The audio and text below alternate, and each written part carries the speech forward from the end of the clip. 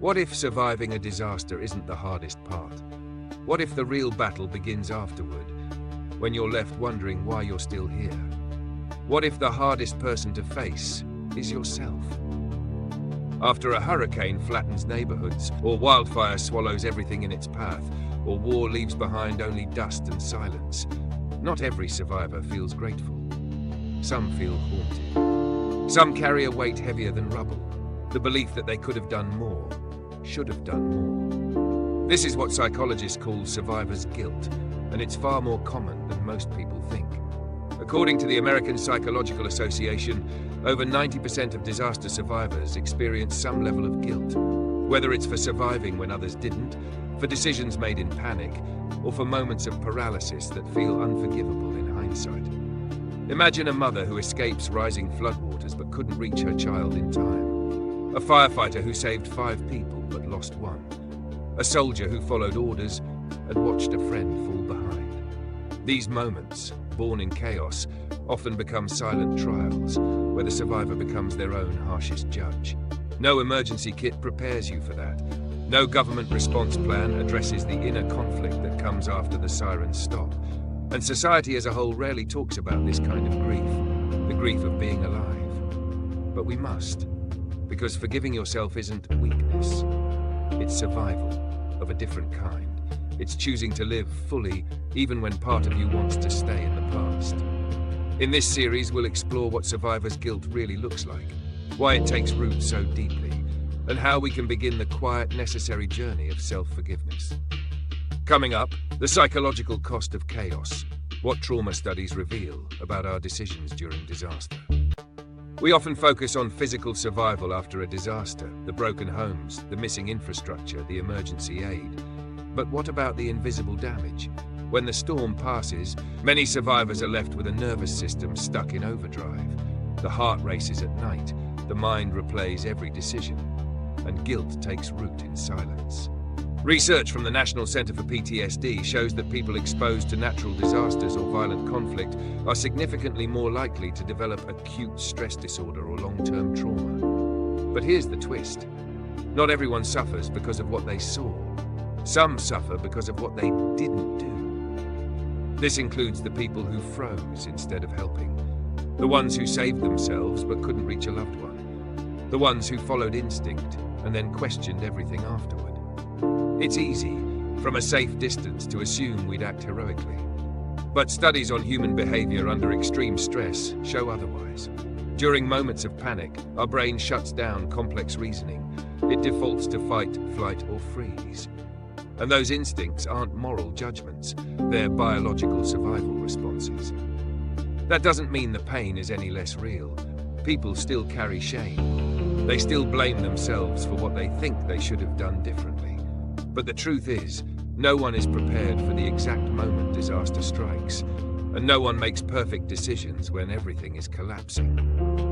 Understanding this is essential, not just for survivors, but for the communities that receive them. Because healing doesn't come from judgment, it comes from compassion, from learning how trauma distorts memory, and from making space for people to grieve not just who they lost, but the version of themselves they wish they'd been. Next, the science of freezing, why your body may have betrayed you and why it actually tried to protect you. Have you ever asked yourself, why didn't I do something? Why did I freeze? Why couldn't I move when it mattered most? For many survivors, that moment of paralysis becomes the heaviest burden they carry. But here's what most don't realize. Freezing is not weakness. It's not failure. It's biology. When danger strikes, your brain doesn't have time for slow decision-making. It shifts into survival mode. The amygdala, the brain's alarm system, takes over. It scans the threat and instantly pushes you into one of 3 responses: fight, flight, or freeze.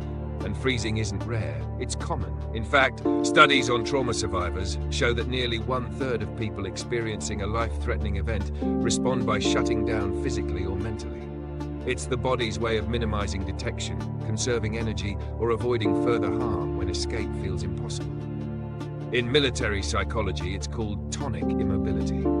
In civilian disasters, it shows up as blank stares, mental disconnection, or being unable to move even when people are shouting to run.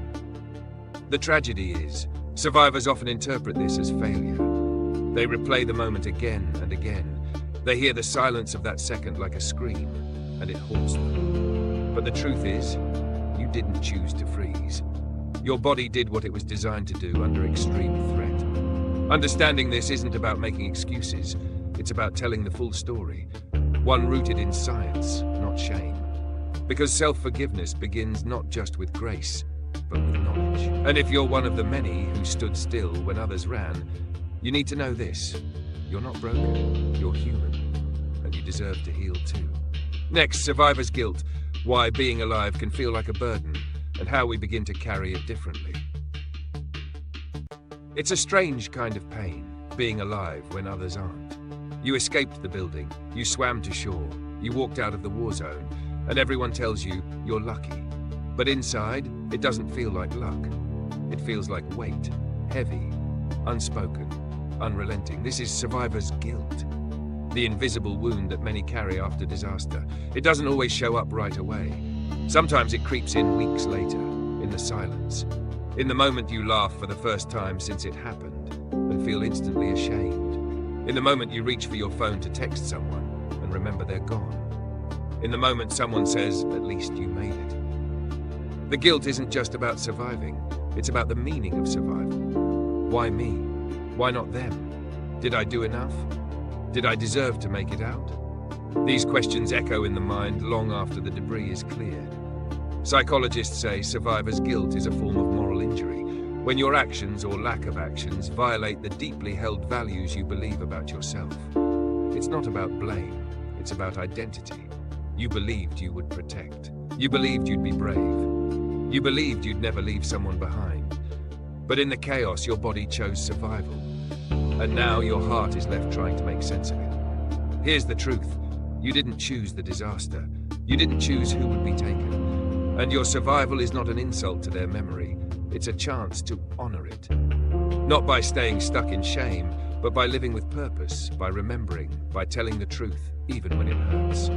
Next, the cost of silence. Why many survivors never talk about what happened and what that silence does to them.